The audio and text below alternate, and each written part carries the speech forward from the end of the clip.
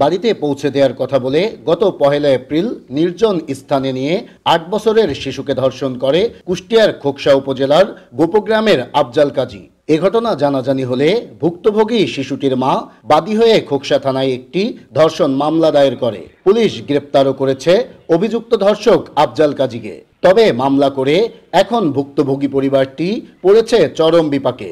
আগুন দিয়ে জ্বালিয়ে দেওয়া হয়েছে বাড়িঘর। মামলা তুলে নিতে নানাভাবে দেয়া হচ্ছে হুমকি ধামকি। নিরাপত্তাহীনতায় আতঙ্কে দিন কাটাচ্ছে ভুক্তভোগী পরিবারটি।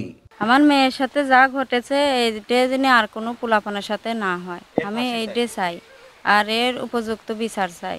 এ ঘটনায় স্থানীয়দের মধ্যে সৃষ্টি হয়েছে ব্যাপক ক্ষোভ। এমন ন্যাক্কারজনক ঘটনার সাথে জড়িতদের সর্বোচ্চ শাস্তি চাই তারা।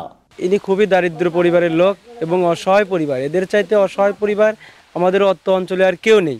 সামনের দিনগুলো আমরা এলাকাবাসী প্রত্যাশিত এরকম ধর্ষণের ফাঁসি চাই। প্রশাসনের কাছে দৃষ্টি আকর্ষণ করতেছি যে ওনাদেরকে এমনভাবে শাস্তি দেবেন যাতে এইটা দেখে প্রত্যেকে সতর্ক হয়। আর পুলিশ বলছে অভিযুক্ত ধর্ষককে গ্রেপ্তার করে আদালতে প্রেরণ করা হয়েছে। শিশুটির পরিবারের নিরাপত্তার জন্য সব ধরনের ব্যবস্থাও গ্রহণ করেছেন তারা। আমরা এখানে উত্তেজিত জনতা ছিল, তাদেরকে আমরা শান্ত করছি, নিবৃত্ত করছি।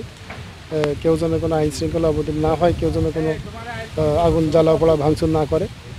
সাথে সাথে আমরা তথ্যের ভিত্তিতে স্থানীয় লোকজনের সহায়তায় আমরা আসামিকেও আমরা ধর্ষককেও আমরা অ্যারেস্ট করছি। দৃষ্টান্তমূলক শাস্তি হবে ধর্ষকের, ভুক্তভোগী পরিবারটি পাবে নিরাপত্তা ও ন্যায় বিচার, এমনটিই প্রত্যাশা স্থানীয়দের। নাইদা সান্তিতাস, দেশ টিভি, কুষ্টিয়া।